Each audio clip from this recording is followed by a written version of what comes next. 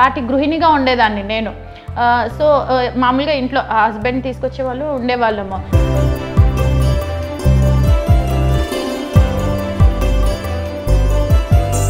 పెద్ద రెస్టారెంట్ పెట్టాలి, బేకరీస్ పెట్టాలి, ఇంకా చాలా ఉండే. కానీ గ్రౌండ్ వర్క్ వచ్చేటప్పటికి మాత్రం నాకు రియాలిటీ వేరే అనిపించింది. సరే ఇప్పుడు నేను సూపర్ మార్కెట్లో అడుగు పెట్టాను, ఎందుకంటే దీంట్లో నాకు బెటర్ అనిపించింది. సో అలా చూస్ చేసుకొని నేను ఈ బిజినెస్లోకి అడుగు పెట్టాను.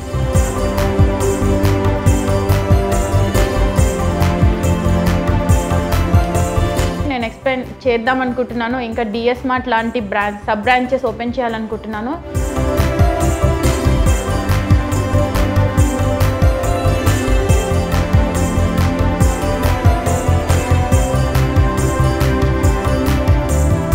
షాప్ February 9, 2020కి ఓపెన్ చేశాను. 1 crore బిజినెస్ చేయగలుగుతున్నాను.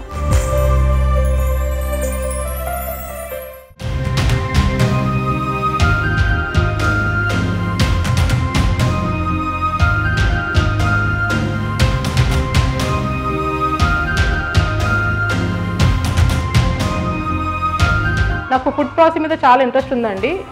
I love cooking.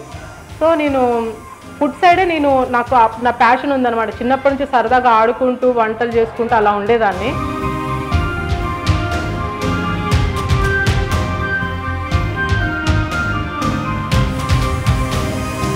మేము చీజ్ అని అనుకున్నాం. ఇది పూణే బేస్డ్ కంపెనీ అనమాట. కస్టమర్గా మేము వెళ్ళాము, మాకు నచ్చింది ఆ టేస్ట్ అనేది. దీన్ని మేము ఎందుకు పెట్టకూడదు, ఎందుకు ఇంట్రడ్యూస్ చేయొద్దు హైదరాబాద్లో అని మేము అనుకున్నాము.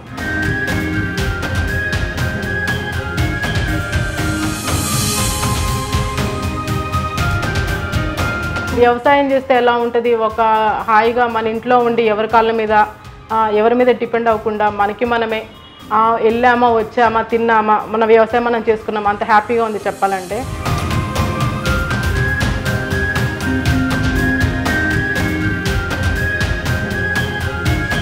నాకున్న కళలాగే ఉంటుంది అనుకున్నాను. ఆ కళ నేను ఎప్పటికీ నెరవేర్చుకోలేను అనుకున్నాను. కానీ కళ అనేది కళలాగా నెరవేరేసరికి చాలా హ్యాపీగా ఉంది.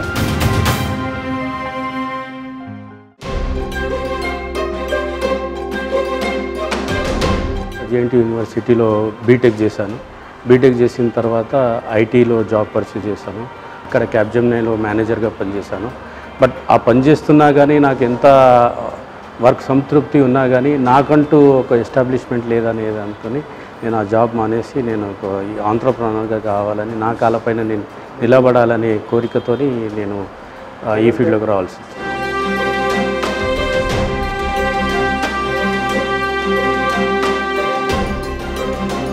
నేను ఎంచుకున్న లైన్ ఆఫ్ యాక్టివిటీ వచ్చేసి ఫైన్ బేకింగ్ అండి. కస్టమర్ ఏం కోరుకుంటున్నాడు ఈ 3rd జనరేషన్ ఫైన్ బేకింగ్ గురించి అనేది నాకు నా మనసులో బాగుండింది. సో అదేవిధంగా నేను అవుట్లెట్ని కూడా రూపొందించుకోవడం జరిగింది. సో దీన్ని సస్టైన్ చేసిన తర్వాత దీన్నే స్కేలబుల్ చేసి అంచెలంచెలుగా ఎదగాలనేది. సో నా కోరికను ఇంకా అంటే ఒక విజన్ వేసుకోవడానికి ఈ స్కీమ్ చాలా దోహదపడింది.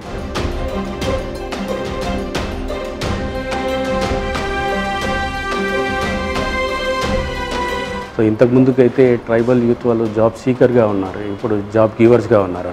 ఇంతకన్నా గొప్ప మార్పు ఇంకేముండదు అందుకే.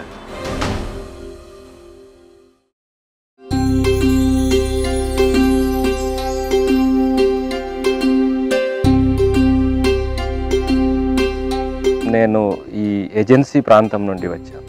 I belongs to Gond community, Adivasi తెగకు చెందినవాడు.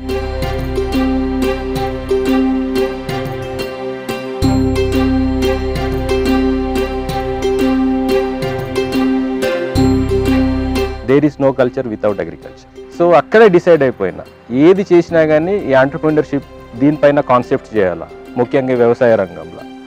సో ఆ విధంగా నేను మొదలుపెట్టిన.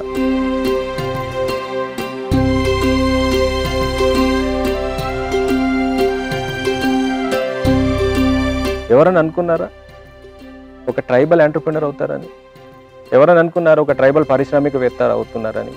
బట్ ఈరోజు నా ఉట్నూరు ప్రాంతంలో నన్ను అనుకుంటున్నారు the youngest entrepreneur is came అని.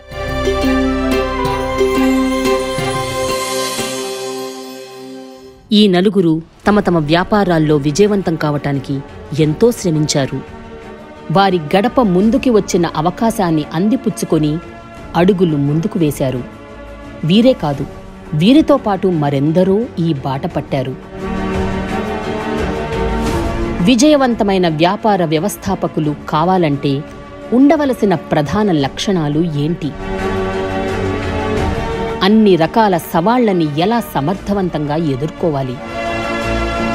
తెలంగాణ కుగ్రామాలలోని గిరిజన యువత అన్ని అసమానతలను ధైర్యంగా ఎదుర్కొని ప్రతికూల పరిస్థితులను కూడా అనుకూలంగా మార్చుకుని సమస్యలను అవకాశాలుగా ఎలా మార్చుకుంటున్నారు? CMSTEI chief minister scheduled tribe entrepreneurship and innovation scheme అనే ఈ వినూత్న వైవిధ్య కార్యక్రమం ద్వారా ఇది సాధ్యమైంది. గిరిజన తెగలకి చెందిన ఎందరో ఔత్సాహిక వ్యాపారవేత్తలను ప్రోత్సహించి సహాయ సహకారాలను అందించే దిశగా ప్రవేశపెట్టిందే ముఖ్యమంత్రి గిరిజన ఆంటర్‌ప్రెన్యూర్‌షిప్ అండ్ ఇన్నోవేషన్ పథకం. గిరిజనులు హైదరాబాద్ వస్తే ఏదైనా చదువుకోవటానికో లేకపోతే ఎక్కడైనా ఉద్యోగాలు చేసుకోవటానికో లేకపోతే బతకటానికో వలస వచ్చిన వాళ్ళు తప్ప ఒక పారిశ్రామికవేత్తలుగా మారటానికి అంటే ప్రభుత్వం ద్వారా సహాయం పొంది ఎవరైనా బాగా కలిగిన కుటుంబాలు వేరే వేరే మహారాష్ట్రలో ఇంకెక్కడో ఉంటే ఎవరో ఒకళ్ళిద్దరు ఉండొచ్చు కాక, కానీ ప్రభుత్వమే ప్రోత్సహించి వాళ్ళను పారిశ్రామికవేత్తలుగా తీర్చిదిద్దడం అనేది ఇంతవరకు ఎప్పుడు జరగలేదు. ముఖ్యమంత్రి గారి ఆలోచన నుంచి గిరిజనులను ఒక గౌరవప్రదమైన స్థానంలో కూర్చోబెట్టాలి, వాళ్ళ ద్వారా నలుగురి మేలు చేయాలనే ఆలోచన నుంచి పుట్టిందే ఈ స్కీము. తెలంగాణ ప్రభుత్వ గిరిజన సంక్షేమ శాఖలోని గిరిజన ఆర్థిక సహకార సంస్థ TRICOR Indian school of business ISB సౌజన్యంతో గిరిజన ఆంటర్‌ప్రెన్యూర్‌షిప్ పథకాన్ని షెడ్యూల్డ్ తెగలలోని వ్యాపార వ్యవస్థాపకుల కోసం 2018లో ప్రవేశపెట్టింది. ఎంప్లాయీ కాకుండా ఓనర్ అవడానికి, ఎవరైనా కింద పని చేయకుండా వాళ్ళ సొంత యూనిట్ పెట్టి వారికి ట్రైబల్ కమ్యూనిటీకి ఇన్వాల్వ్ చేసుకుంటూ వారికి రిటర్న్ ఇన్వెస్ట్మెంట్ వారి కమ్యూనిటీస్లోనే టేకప్ చేయడానికి వాళ్ళకి ఇంట్రెస్ట్ ఉంది. సో కాబట్టి ఇటువంటి creative ideas, concepts, spirit of entrepreneurship కొద్దిగా సస్టైన్ చేయడానికి ఇటువంటి CMSTEI అని మన స్టేట్లో లాంచ్ చేయడం జరిగింది. పేపర్లో ఒక నోటిఫికేషన్ పడింది, chief minister scheduled tribes entrepreneurship and innovation programme and incubation centre is ISB అనేసరికి ISB లోగో కనిపిస్తుంది నాకు. ISB లోగో నేను కొన్ని సంవత్సరాలుగా చూస్తున్నా. వెళ్తే ఇలాంటి ఇన్స్టిట్యూషన్లో వెళ్ళాలి, ఎలాగైనా ఈ సీట్ కొట్టాలి. నేను బాగా కష్టపడ్డాను. ఇంకా అసలు ఇంటర్వ్యూస్ ఎట్లా ఉంటాయి, అసలు ఏంది ISB అంటే ఫస్ట్ ISB గురించి బాగా చదువుకున్నాను. సో అప్లై చేసాం మేము ఈ CMST ప్రోగ్రామ్ గురించి. నాకు అదే 2018 ఏప్రిల్ 19కి నా ఇంటర్వ్యూ ఉండే ISBలో. డిఫరెంట్ ఆస్పెక్ట్స్లో నాకు ప్యానల్ వాళ్ళు ఇంటర్వ్యూ చేశారన్నమాట. ఈ శిక్షణా కార్యక్రమంలో తోటి, పర్ధాన్, చెంచు, అంధ్, ఎరుకుల, గోండ్, నాయక్పోడ్, కోయా మరియు లంబాడ గిరిజన ఉపవర్గాల నుండి విద్యార్థులు ప్రాతినిధ్యం వహిస్తున్నారు. అర్థవంతమైన వ్యాపార ప్రణాళికల ద్వారా బ్యాంకులు, ఆర్థిక సంస్థల నుండి సంపూర్ణ మద్దతును పొంది వారి వ్యాపారాలను అభివృద్ధి చేసుకోవడానికి అవసరమయ్యే సామర్థ్యాన్ని వ్యవస్థాపకులలో పెంపొందించటం ఈ పథకం ముఖ్య ఉద్దేశం. 260 odd interviews that were held between franchisors and students in the campus. So they went back-to-back meetings, which we called as speed dating. So the franchisors selected students, the students met the franchisors, ideas were explored, and then the franchisors selected a few students, and the process happened. In parallel, the students who had their own business, they were also working on their own business idea. అప్పుడే ఆంట్రప్రనర్గా తొలి అడుగులు వేస్తున్న క్రమంలో అసెంబ్లీలో అప్పటి మన మహర్షి అయిన ముఖ్యమంత్రి CM గారు వారి యొక్క మానసిక పుత్రికనే ఈ CMSTI స్కీమ్. సో అప్పుడే అసెంబ్లీలో బడ్జెట్ అలొకేట్ చేయడం జరిగింది. సో ఆ న్యూస్ ద్వారా నాకు తెలిసింది ఒక ట్రైబల్ వెల్ఫేర్ డిపార్ట్మెంట్ ఒక ఇన్నోవేటివ్ స్కీమ్తో వస్తున్నారని చెప్పేసి. సో అందులో నేను అప్లై చేయడం జరిగింది. ఆ మెరిట్ లిస్ట్లో నేను సెలెక్ట్ అయ్యాను. గిరిజన తెగలకు చెందిన విద్యార్థులను ఎంపిక చేసి ఈ కార్యక్రమానికి అవసరమయ్యే విజ్ఞాన విద్యావసరాలను వారికి అందించి వారిని ఆర్థిక సంస్థలతో వివిధ నిపుణులతో అనుసంధానం చేసే బాధ్యత చేపట్టింది Indian school of business.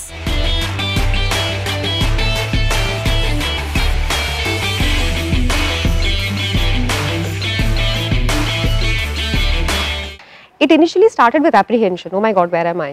You know, I've never seen such a huge building. Some of them, of course, had their exposure, and then it came to confidence. I have earned this program. I'm a part of it, and I need to make the most of it. And then it came to enjoyment. So now I think they're at a stage when they're at a mix of all three. And you know, they know that they have to make the most because it's one in a lifetime kind of opportunity. 2 ఏళ్ల క్రితం ప్రారంభమైన ఈ పథకం ద్వారా ఇప్పటికే ఏడాదికి 100 మంది చొప్పున 200 వ్యాపార వ్యవస్థాపకులను తయారు చేసింది ISB. There are some academic concepts, but those are few fundamental ideas. So we are not going to go deep into those fundamental ideas, but we want them to understand what the fundamental ideas are. But our emphasis is on practice, emphasis in how to make this actually work in the real world. So the thing we are trying to do for them is two. One is a confidence that they can do it, and the second is connect them to the ecosystem. Online ద్వారా దరఖాస్తులు సేకరించి వీరిలో merit ప్రకారం ఏడాదికి ఒక 200 మంది జాబితాను తయారు చేసింది ట్రైకార్. ఈ స్క్రీనింగ్ పరీక్షలను అంబేద్కర్ సార్వత్రిక విశ్వవిద్యాలయం నిర్వహించింది.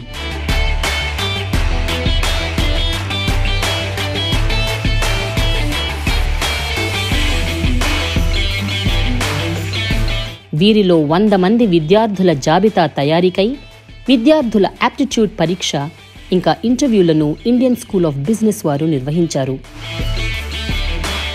ఎంటర్‌ప్రెన్యూర్‌షిప్ యాటిట్యూడ్స్ ఉన్నాయా, ఆ నాలెడ్జ్ ఉందా, నిజంగానే ఒక సంస్థ పెట్టినప్పుడు సంస్థ నడపగలిగేటువంటి శక్తి ఉంటుందా, ఇవన్నీ కూడా మీరు ఒక టెస్ట్ లాగా క్వశ్చన్ పేపర్ తయారు చేసి ఒక టెస్ట్ పెట్టి ఎవాల్యుయేట్ చేసి మాకు ఒక షార్ట్ లిస్ట్ చేసి ఇస్తే మేము వాళ్ళు ఇంటర్వ్యూస్ పెట్టి తీసుకుంటాము.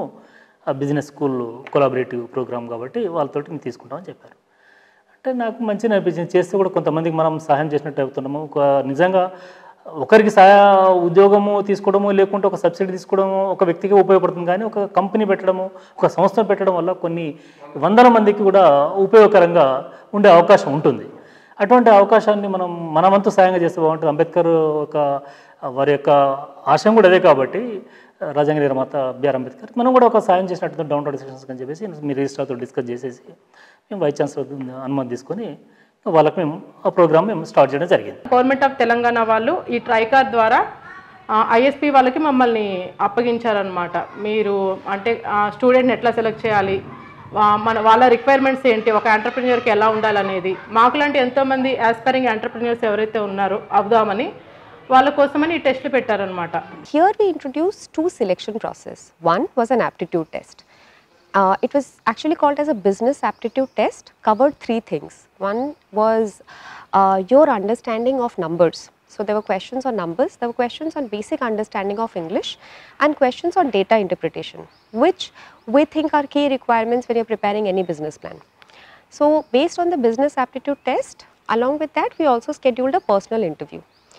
The primary areas in the personal interviews were whether you know about the scheme or not. You're signing up for it. It's a very, very exclusive and one of its kind of a scheme. But have you researched? Have you worked about it? So we wanted to check the integrity of the student. First బ్యాచ్లో 100 members select అయ్యాము. మాకు ఎవరు ISB training చేశారు, ISB interview చేసింది. ఇంటర్వ్యూలో questions అడిగారు. వాళ్ళు ఏమని, మీకు ఏది ఐడియా ఉంది, మీకు ఏ బిజినెస్ చేయాలని ఉంది, ఇంతకుముందు బిజినెస్లో ఏమన్నా ఎక్స్పీరియన్స్ ఉందా, ఇదే బిజినెస్ ఎందుకు చేయాలనుకుంటున్నారా, అన్ని క్వశ్చన్స్ అడిగారు. దానికి నేను ఆన్సర్స్ చెప్పాను, సెలెక్ట్ అయ్యాను. అలా 100 మంది సెలెక్ట్ అయ్యాం ఫస్ట్ బ్యాచ్లో. ఈ శిక్షణ మార్గదర్శక నమూనాకై విద్యార్థులను గ్రూపుకు 50 చొప్పున 2 గ్రూపులుగా విభజించారు. ప్రతి గ్రూపుకు 45 రోజుల పాటు ఆఫ్లైన్ ఇంకా ఆన్లైన్ పద్ధతిలో క్షేత్ర సందర్శనలతో కూడిన శిక్షణను ఇస్తూ ఆ తరువాత హైదరాబాద్లోని ISB క్యాంపస్లో రెసిడెన్షియల్ పద్ధతిలో క్లాస్ రూమ్ శిక్షణ కూడా ఇచ్చారు.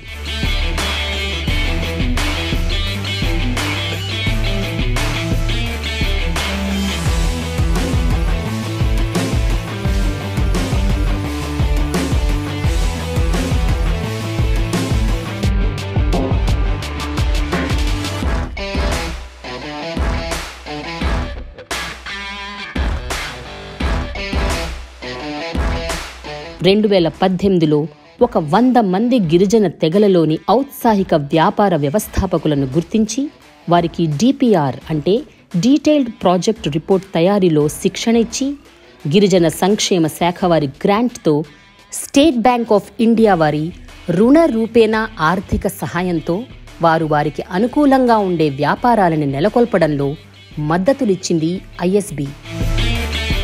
Lot of credit has to go to మన partners.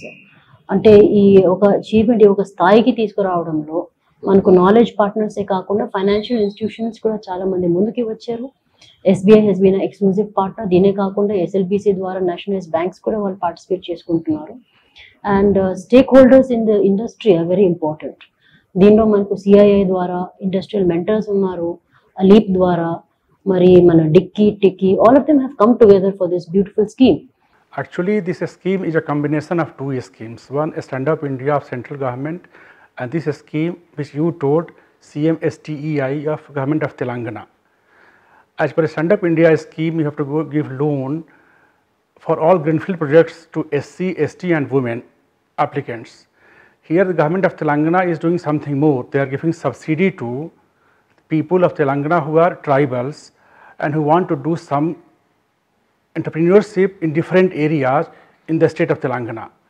So for this they are getting 6 months of training in the best training institute of Hyderabad, and then their applications are sent, and we are the exclusive banker for the government of Telangana for financing also, and everything right from sourcing application to sanction of subsidy and inspection of borrowers is handled by SBI along with government of Telangana.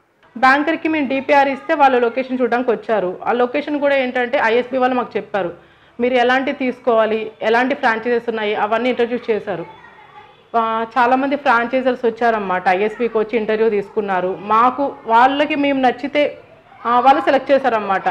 Actually, suppose loan is 100 rupees, so 10% is margin money to be given by the borrower, 35% subsidy by government for men and 45% for female, and remaining amount will be given by the bank as a loan.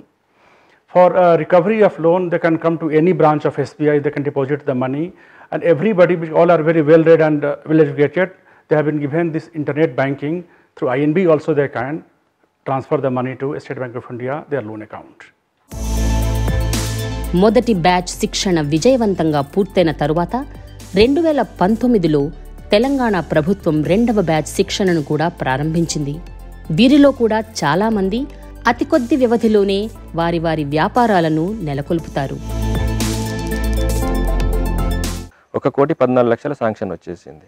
అందులో 40% నాకు government Telangana ప్రభుత్వం వాళ్ళు ముందుగానే అంటే front end subsidy ఇస్తున్నారు. My contribution is 10%, and remaining 57 lakhs is bank వాళ్ళు term loan కింద ఇస్తున్నారు. నేను అనుకోలేదు ఇంత పెద్ద ప్రాజెక్ట్ నేను డీల్ చేస్తా ఈ ట్రైబల్ ఏరియా నుంచి అని చెప్పేసి. జెంట్స్కి వచ్చేసి 35% సబ్సిడీ ఉండేదండి. లేడీస్కి వచ్చేసి ఉమెన్కి అయితే 45% ఉంది. అదే ఏజెన్సీ ఏరియాలో పెట్టాలంటే జెంట్స్కి అయితే 35+5 40% వస్తుంది. లేడీస్కి అయితే ఎక్కడున్నా కానీ 45% వాళ్ళు మాకు అందుబాటులోకి తెచ్చారు. సో నేను 45% సబ్సిడీని నేను క్లెయిమ్ చేసుకున్నాను ఈ చీజ్ అండ్ పిజ్జా పెట్టి. ఆదివాసీలు వారి గ్రామాలను దాటి బయటి ప్రపంచంలో అడుగుపెట్టడమే చాలా అరుదు. అలాంటిది ఉన్నత విద్య కోసం వారిలో కొంతమంది మాత్రమే నగరాలకి రాగలుగుతున్నారు. అలాంటిది వారికి కాస్త చేయూతనిచ్చి వారు కూడా వ్యాపారవేత్తలుగా విజయం సాధించగలుగుతారన్న ఆత్మవిశ్వాసాన్ని వారిలో నింపిన ఘనత మాత్రం తెలంగాణ ప్రభుత్వానికే చెందుతుంది. మరీ ముఖ్యంగా గిరిజన సంక్షేమ శాఖకి దక్కుతుంది. నేను ఒక రెస్టారెంట్ ఓపెన్ చేయడానికి వెళ్ళాను. ఒక పిల్లవాడు మనం ఇచ్చే ప్రోత్సాహంతో ఒక రెస్టారెంట్ పెట్టుకుంటే 40 మంది ఆయన రెస్టారెంట్లో అంటే 40 మందికి ఆయన ఉద్యోగ అవకాశం కలిగించాడు అని అంటే ఆ సాటిస్ఫాక్షన్ లెవెల్ వేరు, ఆ కాన్ఫిడెన్స్ వేరు. ఒకళ్ళ దగ్గర బతకడం కంటే నలుగురిని బతికిస్తున్నాను అని చెప్పడం అనేది చాలా బ్రహ్మాండంగా ఉంది. ఇంకా మరింత మందికి ఈ అవకాశం రావాలి, ఈ స్కీమ్లో వాళ్ళు కవర్ కావాలని మనస్ఫూర్తిగా కోరుతున్నాను. The students we are addressing in TriCore are not necessarily that academic, but you know what? ideas can occur to anyone. Innovation can happen anywhere. And I think that is what we are trying to do here at ISB, to bring those ideas out no matter what your beginnings were, whether your beginnings were humble or whether your beginnings were academic. They come from very, very tribal places. If you look at some caste who have come into this program, it's kudos to them that they have made it so far, and they have, they are making the best out of the scheme. ఈరోజు ISB లాంటి ఒక అత్యున్నత విద్యా కేంద్రంలో అడుగుపెట్టి ఇక్కడ శిక్షణ పొందుతాం అని కలలో కూడా ఊహించలేదంటారు ఈ గిరిజన యువత. ఇంతటి అద్భుతమైన అవకాశం వారికి రావడం అన్నది వారి అదృష్టంగా భావిస్తున్నారు ఈ గిరిపుత్రులు. నేను లోపలికి వచ్చి బిల్డింగ్స్ ఇవన్నీ చూడగానే ఫస్ట్ చాలా హ్యాపీగా ఫీల్ అయ్యాను. ఎందుకంటే ఒక ట్రైబల్ పీపుల్ ఇంత పెద్ద ఇన్స్టిట్యూట్కి రావడం అనేది చాలా గొప్ప విషయం. ఫస్ట్ నేను ఈ స్కీమ్ ఏర్పడేసిన గవర్నమెంట్కి first of all thankful to them. ఎప్పుడైతే నేను ఐఎస్బిలో ఎంటర్ అయ్యానో ఆటోమేటిక్గా నా కాన్ఫిడెన్స్ లెవెల్ పెరిగిపోయాయి. నేను దేంట్లో తక్కువ కాదు, నేను సమానంగా చేయగలను అన్నట్టు నాలో నాకు కాన్ఫిడెన్స్ లెవెల్స్ పెరిగాయి. వారు సొంత మెరిట్తో, వారు సొంత ఆపర్చునిటీస్తో వారు ఇక్కడ వచ్చారు. So not many of them are willing to waste their time there. So they are extremely committed, they are extremely responsive, and the response from ISB has also been very encouraging, ఎందుకంటే మన tribal boys and girls really have a lot of potential.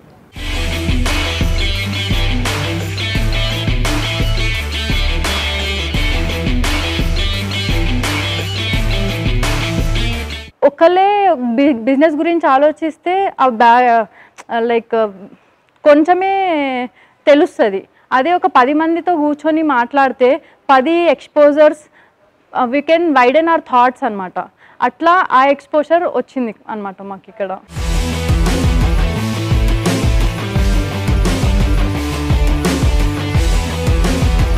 నాకు education అంటే ఏంటో తెలియదు, మా పేరెంట్స్కి తెలియదు. Because నేనే మా కుటుంబంలో మొదటి తరం చదివాను.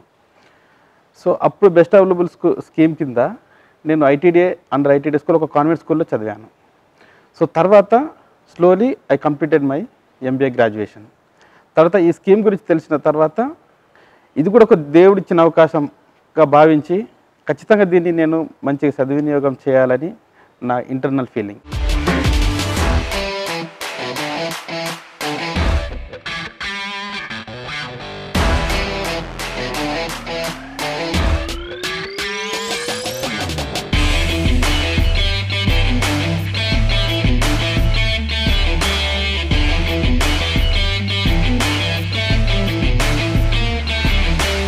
ఇలాంటి తెలివైన నైపుణ్యం ఉన్న ప్రతిభగల ఆదివాసీల ఉన్నతిలో భాగస్వాములం కావడం వారికెంతో సంతృప్తినిస్తుందని, గర్వకారణంగా ఉన్నదన్నది అధికారుల మాట. I feel that it is a combined effort. So అందువల్ల I feel very happy that teamwork and this kind of clarity in vision and focus, దీనివల్లనే we have been able to click and make this a success for the tribal youth. So that is why I take great pride in this program.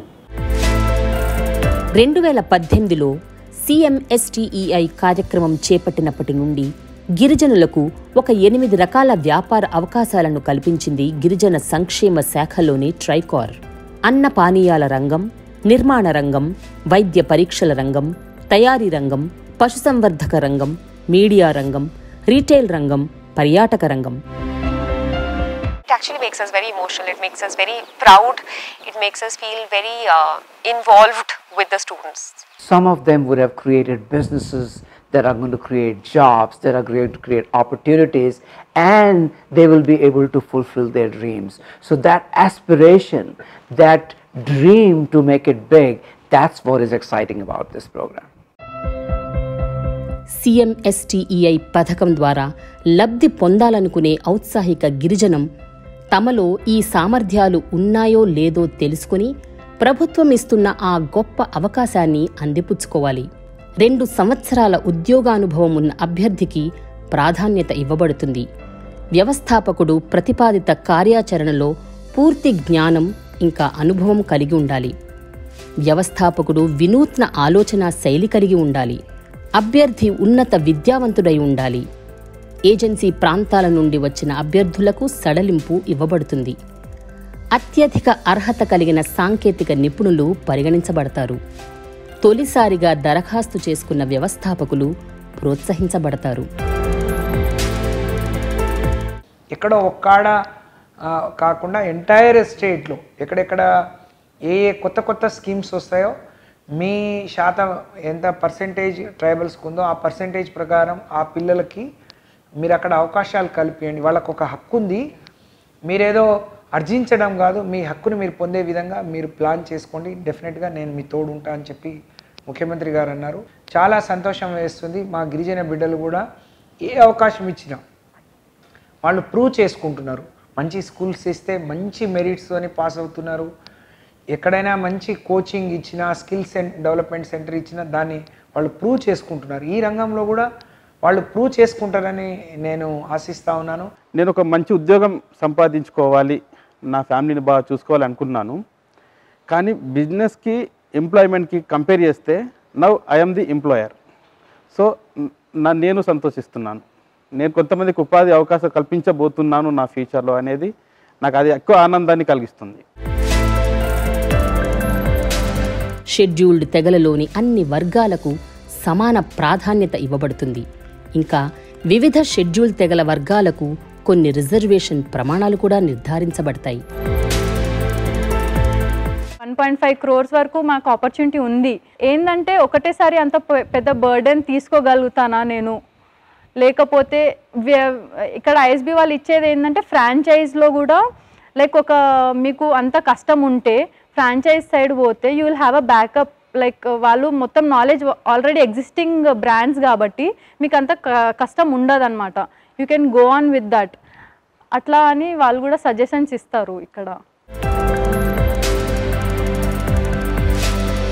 2018లో 89.5 కోట్ల ఖర్చుతో 100 మంది గిరిజనులను వ్యాపారవేత్తలుగా చేస్తే 2019లో 48.11 కోట్లతో మరో 100 మంది గిరిపుత్రులను వ్యాపారవేత్తలుగా తయారు చేసింది తెలంగాణ గిరిజన సంక్షేమ శాఖ.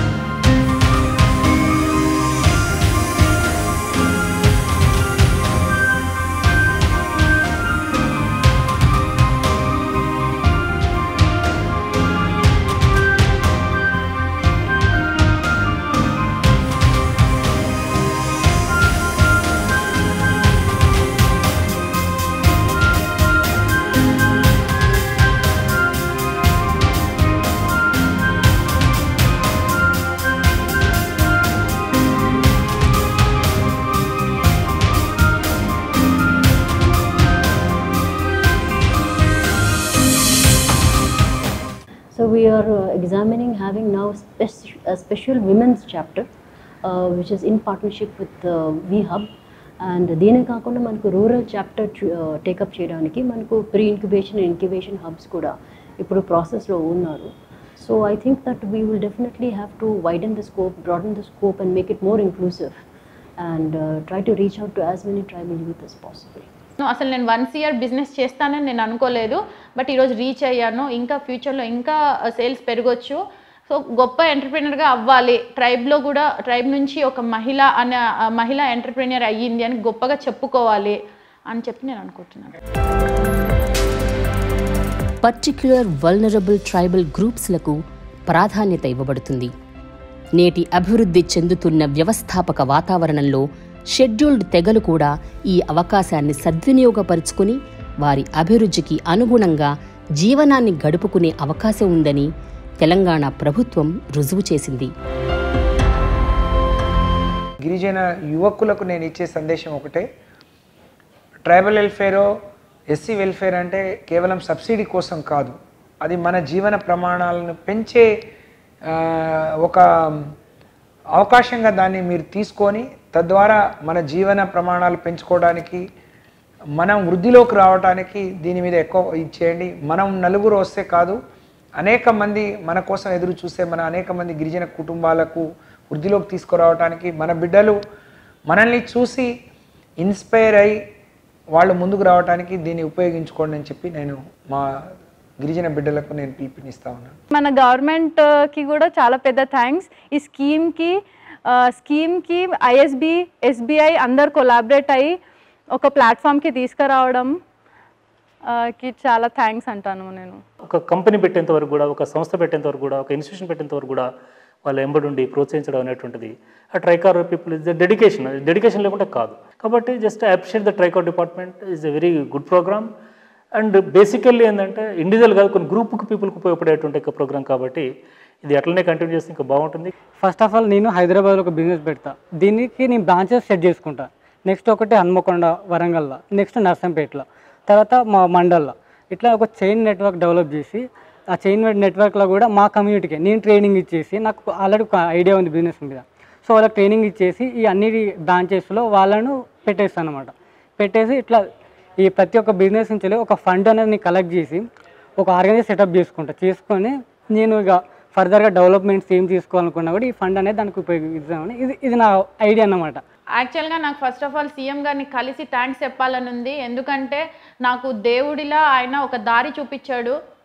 సో ఇప్పుడు కోవిడ్ వల్ల చాలామంది లాస్ అయ్యారు. నేను ఈ బిజినెస్ పెట్టుకున్నందుకే ఈరోజు నేను ఈ పొజిషన్లో ఉన్నాను. లేకపోతే అసలు ఏమయ్యేదో తలుచుకుంటేనే నాకు చాలా భయం అనిపిస్తుంది. సో కేసీఆర్ ఛాన్స్ ఉంటే కనుక నేను కేసీఆర్ సార్ని కలిసి థ్యాంక్స్ చెప్పుకోవాలనుకుంటున్నాను. ఫ్యూచర్లో ఏంటంటే ఈ చీజియానో పిజ్జా మీద చాలా మంచి పాజిటివ్ రెస్పాన్స్ వచ్చింది. దీన్నే మేము ఇంకా స్ప్రెడ్ చేద్దాము అనుకుంటున్నాము. So depending on the customer segmentation and location we will expand overall the Hyderabad and other cities. So this is our ambition. ఒక రోజు వస్తాను కేసీఆర్ దగ్గరికి. కేసీఆర్ గారు ఆ రోజు చెప్తాను, ఒక ఆదివాసీ ప్రపంచాన్ని అంటే ఈ రాష్ట్రాన్ని బిజినెస్ రంగంలో వెళ్ళబోతున్నాడు అనే ఒక కాన్సెప్ట్ని ప్రభుత్వం నన్ను తయారు చేసింది. చాలా కృతజ్ఞతతో ఎప్పటికైనా ఉంటాను ఈ గవర్నమెంట్కి. వ్యవస్థాపకతను చేపట్టి తమను తమ చుట్టూ ఉన్న వారి జాతిని ఉద్ధరించటానికై మరింతమంది గిరిజనులను ప్రోత్సహించి వారి సాధికారతను పెంపొందించటానికి తెలంగాణ ప్రభుత్వం ఎప్పుడూ సంసిద్ధంగానే ఉంటుంది.